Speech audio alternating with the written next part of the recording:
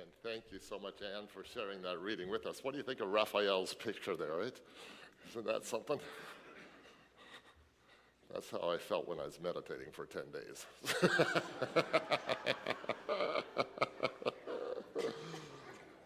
And hasn't she been a good presider for the month? Give Jen a big hand. It's always a joy welcoming new people into the presiding role, and you've been a gift. So thank you so much, Jen. So this past week, I was returning from Halifax. I generally drive Danielle into work first thing in the morning, and on the way back from the city, I often listen to Information Morning with Don Connolly. So I don't know if any of you heard it this week. This week, Don had, I think it was Tuesday or Wednesday, Don was talking with a woman whose name was Martha Thompson. And Martha is a grandparent who lives in Apple Valley, which is on the Minas Basin. And she and her husband, and they're both retired, they foster children. And so they were talking with Martha about her experience of fostering kids in Nova Scotia. And Don was quite curious because this is a retired couple and she's got grandchildren of her own, and he was asking her why they, at this point in their life, decided to take on the challenge of fostering kids. And she said, well, she was saying, it's like this. Foster kids often come from really stressed out, challenging and difficult kinds of environments. Sometimes they're quite young and sometimes they're older, but they generally come from backgrounds that have a lot of stress, a lot of chaos, a lot of trauma associated with them. And she said, our experience as being grandparents is that it's really good for all kids to have grandparents to go to. And she said, we see fostering a lot like just sort of grandparenting. It's a place where kids can come. They don't get the same judgment or criticism or push and challenge that regular kids get from their parents all the time. And it's a place where they can just kind of relax and de-stress out a little bit and just experience totally non-judgmental love, she was saying. It's just such a really good experience. And then on top of that, grandparents have had the experience of parenting kids already. So they're a little more relaxed about it. And so they can just bring this whole kind of into the lives of foster kids the same way they do it in the lives of their grandkids. So she said, we thought it was a valuable thing to do. And Connolly went on, and he said, he understood that. And then he said, so sure enough, you see that it's a good thing to do, but do you do it just because it's a good thing to do, or what do you get out of it, he said, right? Like, what do you get out of it? So she was just neat, right? So she went on, and she said, let me tell you about what we get out of it. We get out of it a whole back seat in the car driving a bunch of these foster kids from one place to the other, and they're all singing John Elton's song Crocodile at the top of their lungs, she said, and they know all the lyrics, and it's great. And I said to myself, John Elton? No. Well, she said John Elton, Elton John. But it was just that sense of joy, and the kids belting out, learning these old songs that they knew and sang when they were young, and the kids are learning them and belting them out in the back of the car. She said it was just so much fun. And she went on to say, and the kids, they're all up on mobile technology. We wouldn't have a clue about all that stuff if it weren't for these foster kids in our cars and sort of educating us about all that stuff, right? And then she went on to say, and me and my husband, she said, we wake up in the morning, and at our point in life, you've talked about everything, so what do you talk about when you wake up in the morning or the breakfast table? You talk about your aches and pains and what was aggravating you through the night and what wasn't. She said, with foster kids, it gives us something to talk about, right? It's just a whole lot of fun. And then she went on to say, and it's opened up whole areas of academic and mental stimulation for us, she said, because we had to take some courses to do fostering.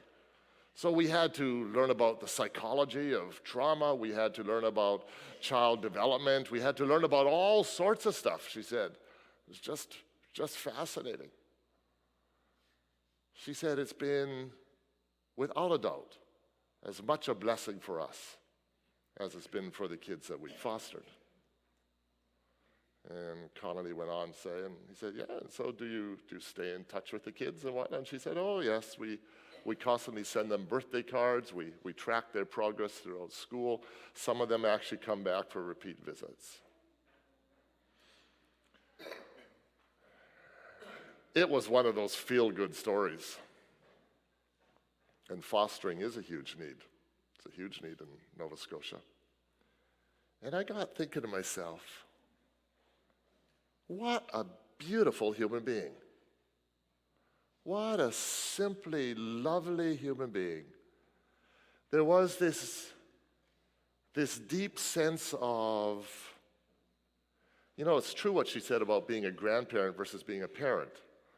That at that point in life, you're just not as stressed by stuff, and particularly around parenting and with kids, and you don't have as much going on in your own life, so you can be a little quieter and more relaxed and more peaceful with kids. And what an absolute gift to bring to these foster kids.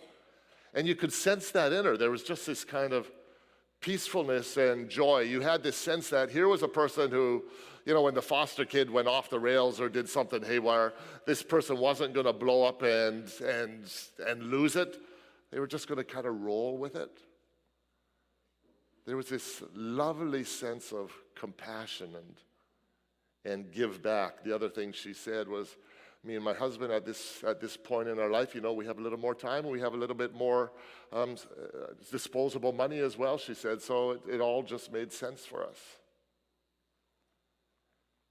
And then I was thinking about my talk for this morning, and I was thinking, what would a transfigured life look like? And I thought, yeah, this is a transfigured life. This is a life in which the light, the beauty of God's love and goodness, God's energy was shining through.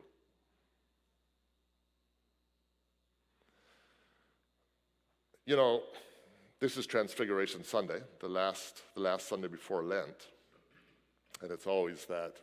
This is the traditional kind of sort of ancient story of the Transfiguration, right? Jesus goes up on the mountain to pray with his disciples, and then all of a sudden he's surrounded by this miraculous bright light, and the disciples see Moses and Elijah speaking with him,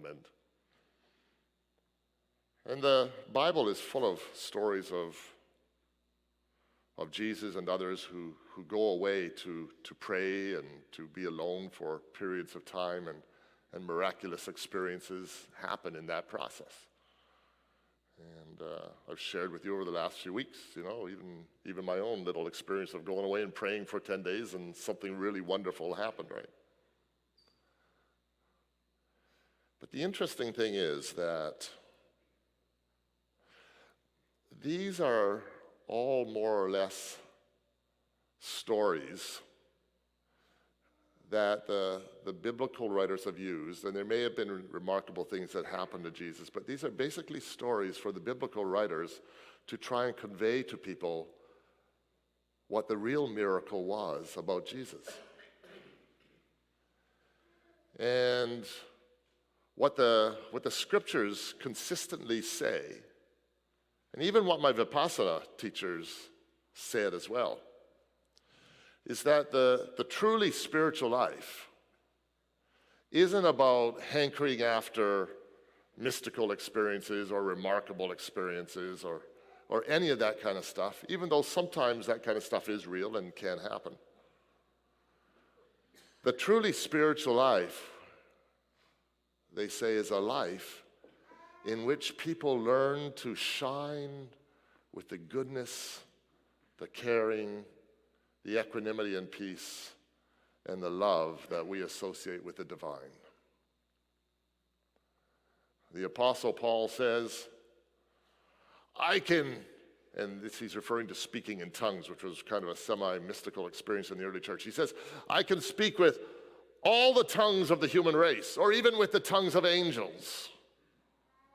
But if I have not love, I am just like a clanging bell making an awful ruckus. What really struck people in Jesus' time, what really impressed itself upon the psyches and the minds and hearts of people in Jesus' day and age, was that in a culture that was filled with so much darkness, so much anger, so much violence, not unlike our world today, here was a person who walked through all of that. Here is a person, it's a thespian in me, Della, yes, but it is, right? It's all that. Here's a person who is able to walk through that with a sense of equanimity, who radiated peace, who demonstrated compassion and love, who didn't let all that darkness overwhelm him or snuff out that underlying spirit. And that's what the Transfiguration is really all about. Here was a person who allowed the spirit, the light of the divine to shine through him, even in the midst of a random, chaotic, crazy kind of world. Now, we have a little tradition here at BUC. If you've taken any groups with myself or with Carolyn over the last few years, you may have experienced this little tradition, but if you haven't, you're going to experience it right now. So I'm going to ask you to stand up, and I'm going to ask you to make little circles with 4 or 5 other people. So you need to hook up with 4 or 5 people. So go and walk to each other and join and sort of hook up. So get together. Now, I always find the remarkable thing about this, I don't have to say a word. I just tell you to do it, and you just go off on your own, and I don't even have to tell you what to do. But so here, so you're in little circles. So now, in our groups, here's the thing that we always impress upon people. You're already all holding hands. You're just so smart, right? You just know I'm going to do. But what I'm going to ask you to do is to hold hands in a very particular way. Okay? So your right hand, lift up your right hand, has to face down. And now your left hand has to face up. So you put your right hand in the left hand, so your right hand facing down and the left hand of the person facing up. Okay, you got it? I tell you, you're all very smart this morning. My groups have a hard time sorting this one out, right? They never get which hand is which. They don't know their right hand from their left hand, for goodness sakes. So you're holding hands, but with your right hand facing down and your left hand facing up. So what does this symbolize? The reason we always encourage people to hold their hands this way is that your right hand facing down is a symbol of receiving, okay? So it's like you're picking something up, okay? Like you're picking an apple up. You're receiving something. Your left hand facing up is a symbol of giving, okay? It's a symbol of giving. So what you have in your little circle here is you have an energy. You see, if both your hands are facing down, and that means you're just taking, that means you're hoarding life's energy, right? And we all know that hoarding isn't good. It's not good economically, it's not good materially, it's not good spiritually. Hoarding is a terrible thing to do. But on the other hand, if both your hands are facing up, you're just constantly giving. And what happens when you're constantly giving and not receiving? You become what? You become exhausted, depleted, empty. So the universe is structured around the principle of light and dark, yin and yang, taking and giving. And when you have that polarity going, you're allowing for a free flow of energy and all that is associated with energy. Love and goodness and compassion, all those things are able to flow through you to other people. You're able to receive from others and you're able to give to others, and you get that flow going through us. Now, so in spiritual communities, there's a time immemorial tradition that when you come to a spiritual community, you're not just supposed to take, and you're not just supposed to give. You're supposed to both take and give. Okay? That's the way real community, real love, that's the way the world is structured to function. When that energy flows, okay, so if both hands are facing down and you're just accumulating energy and you're just accumulating stuff, eventually what happens to your head? It blows up. This is what happens when ego develops. You're just taking all the time and you become so preoccupied and stuffed full of everything you can get hold of, you become totally egocentric and focused on yourself. On the other hand, when your hands are always just facing up and giving and you become totally depleted, you lose all sense of yourself, right? And you just become emptied out. But when you're taking and you're giving and the energy is flowing, it's like a circuit, right? It's like an electrical circuit. The light starts to shine. When the energy is flowing through you properly, the light has its natural brilliance. It doesn't get stuck. It flows through you. It's shared with other people. And that's what leads to a transfigured life. Grab a seat.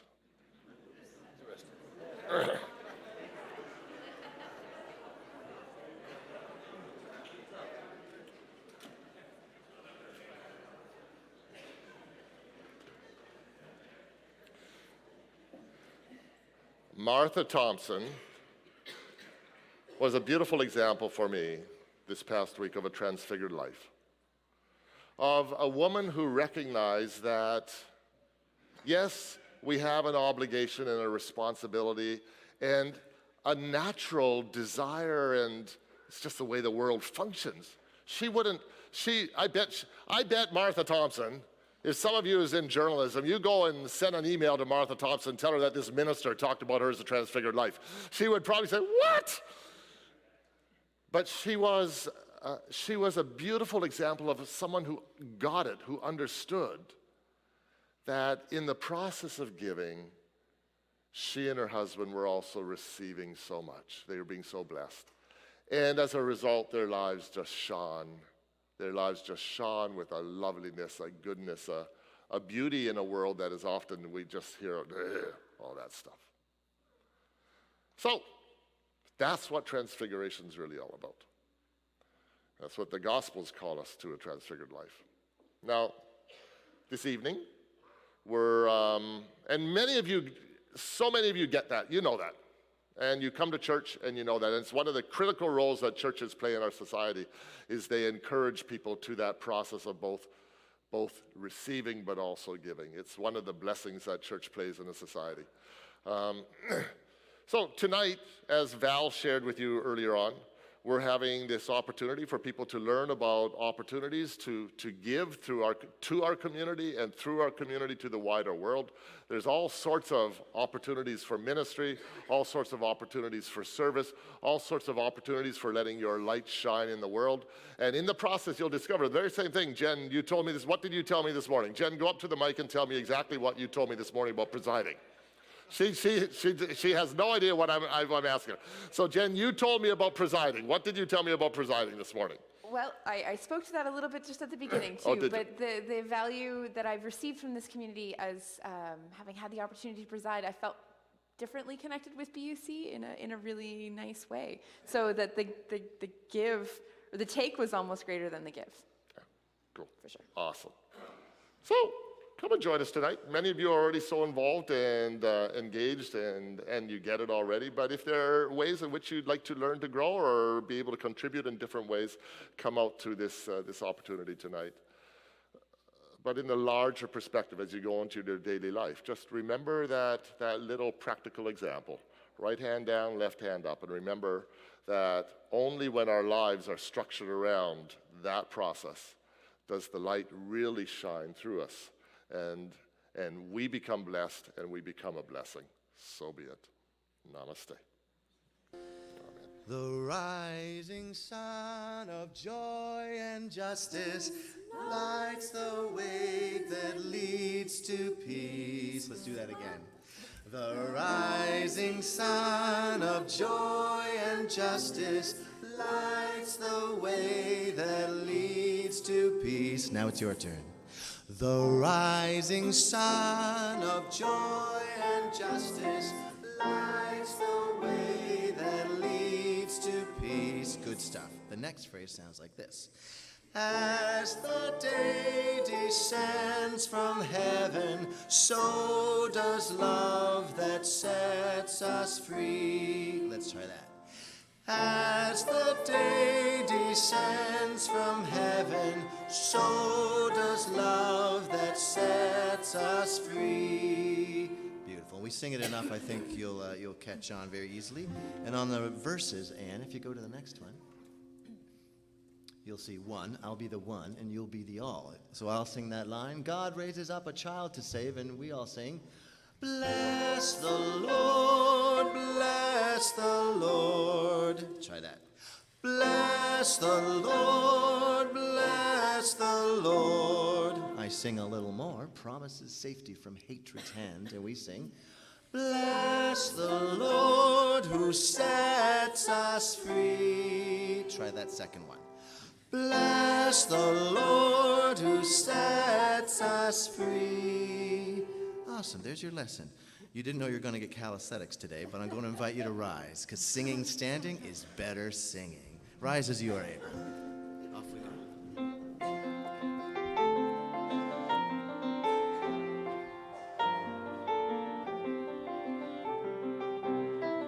The rising sun of joy and justice lights the way that leads to peace. As the day descends from heaven, so does love that sets us free. Good. God raises up a child to save. Bless the Lord, bless the Lord. Promises safety from hatred's hand. Bless the Lord who sets us free. You got it. The rising sun of joy and justice lights the way that leads to peace. As the day descends from heaven, so does love that sets us free.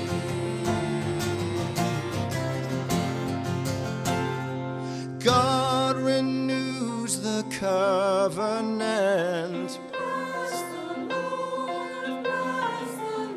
so we might worship without fear.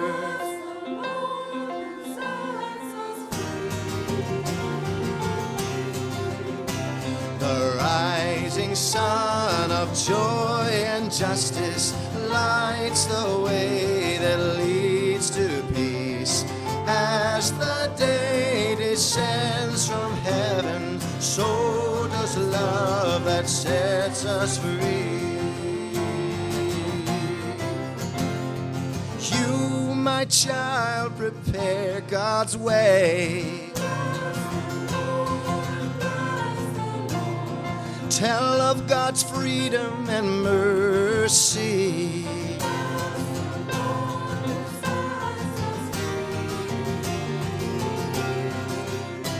The rising sun of of joy and justice lights the way that leads to peace.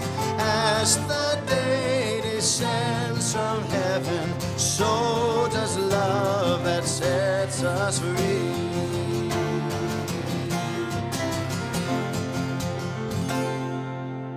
Amen. Please be seated.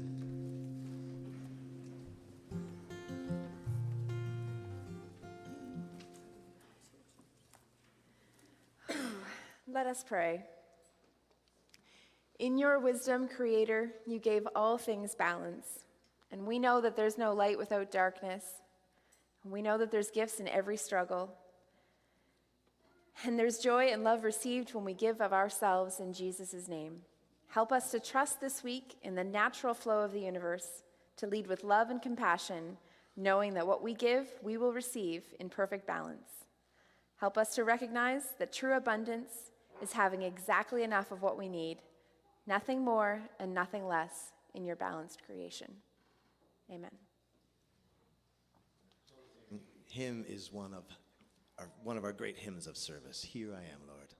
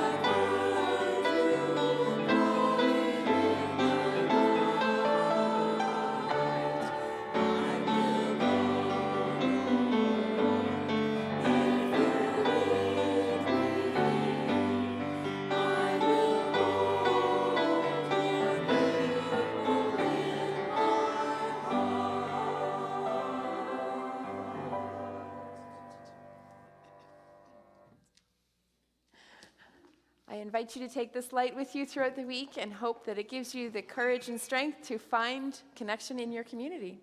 Amen. Our benediction is that round we've been doing for a little while. It's going to be so strong today.